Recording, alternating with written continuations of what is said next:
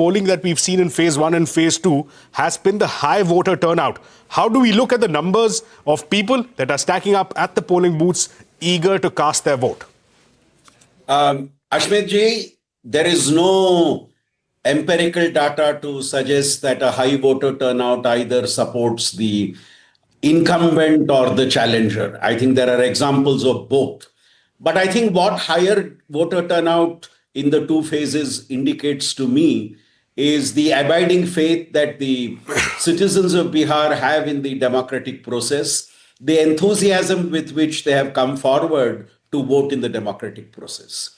I would also add quickly 2 points. I think what is crucial in this high voter turnout is 2 factors, what I call the new MY factor. Earlier, people used to talk of the Muslim Yadav MY, but I think there is a new MY, which is Mahila and Yuvak. How is the woman vote turning out? Are the last time women voted much more than men? Is the same trend going to continue? And if that happens, I think it would be very much an advantage to the NDA. The other factor is the youth vote. Bihar is the state where 1 out of every 4 voters is in the age group of 18 to 30, the highest anywhere in the country. And the youth have serious concerns relating to employment within the state. They have concerns with regard to the quality of education and skills that are imparted to young people in the state. Now, how does that impact the way they vote? I think is going to be crucial. So I would look out for these 2 factors, the way women vote and the way youth vote, and both factors cut across the caste question also. That's a very interesting perspective. Mr. Sheth, let me take that up with you. When you look at the elections, the Bihar elections, what to your mind is the biggest swing demographic? Is it the MY formula that Dr. Shastri is proposing, which is Mahila and youth? Or will you be, or is your assessment indicating that perhaps the traditional caste-based voting that we've seen is something that will prevail across phase 2 of polling? I think that, across both phases, there is going to be history repeating with, however, 2 or 3 subtle changes. The first is, I think this election will be remembered as the first step of the secularization of the Yadav vote. The younger Yadav vote is restive. The younger Yadav vote is not a pocket borough of anyone, and I think you're going to see that playing out in the coming results. The second very, very crucial thing that you will see playing out in my experience from what little travel I did in Bihar is that the women voter who has voted for the first time, and one of the reasons why there is a higher turnout is the women voter. They got a 10,000 rupee, in their accounts recently just before the elections. But there are also other indications which have suggested in the previous elections that Narendra Modi has a connection with women voters, and I think that's going to help. The third thing which we have to bear in mind is that does Nitish Kumar get 50 plus seats? As I said, this is going to be a history repeating election in my opinion. They're coming back, but the leverage of Nitish Kumar will depend on whether or not he delivers 50 plus seats. If he does not, his relevance after so many years of dominating the polity will go down. Finally, I would like to say a sad thing. We should bear in mind that Bihar, had it been an independent country, it would have the 13th largest population in the world. And yet it has only 10% of people, of the working age people who are wage earners in the organized sector, or barely 10%. And I do not see that changing whoever wins. So to me, their struggles continue, and there the real danger is democracy delivering in Bihar. That's an interesting analogy there, Mr. Sheth. Dr. Shastri, let me get you back in on this conversation. This understanding that you and Mr. Sheth have proposed that there will be a young vote, there will be a Mahila vote that will cut across caste lines. What I want to ask you is traditional seats, especially in regions like the Simanchal region, which the Mahagathbandhan looks upon as a safe bet, whether it's Kishanganj, Kathiawar, Purnia, these seats which again have seen high voter turnout. Are these seats no longer safe? If we are to assume that the youth will be voting on employment, on jobs, on governance? Ashimji, my own reading of elections in India and also in Bihar shows me that the safe seat concept is today no longer relevant.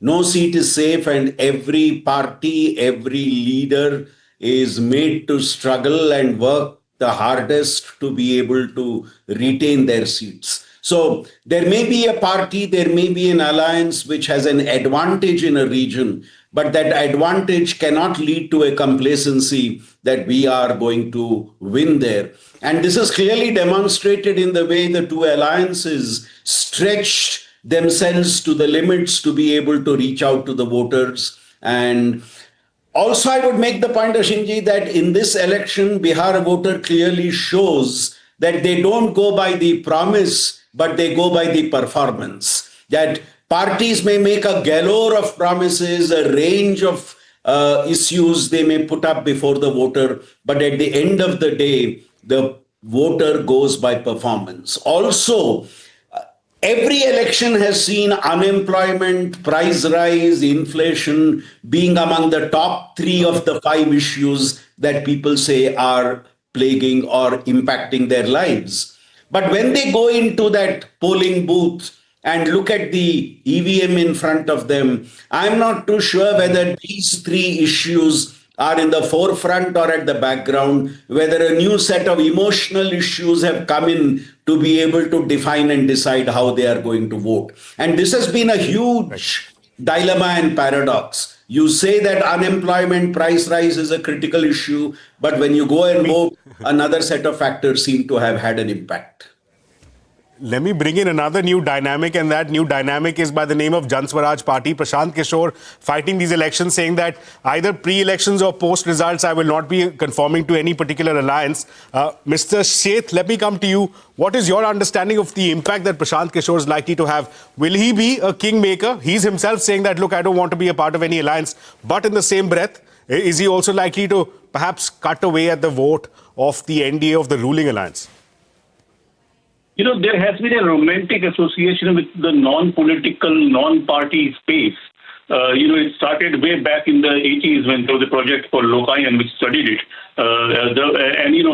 We saw the India's most successful startup in Aam Aadmi Party, and its failure and has shown in Delhi that people are skeptical about the non-party, non-allied alternative. I personally think that Prashant Kishore is only going to be a footnote in this election. He does not matter beyond the media rhetoric. I do not see Bihar as a place which is yet ready for such an offering, although he does, obviously cuts through the clutter and tries to appeal to the young. It's very, very, for example, very, very brave of him to say that he will remove prohibition the day he comes. These are very interesting, exciting ideas, but I think Bihar is not yet ready to that extent. And when I said that there will be a caste vote, I do not mean that the caste will become irrelevant. Only a 2% swing of, for example, the Yadav vote secularizing and voting as Hindu can change the election. So while caste may retain its identity, that little swing is what people are looking for. That is the difference which makes winners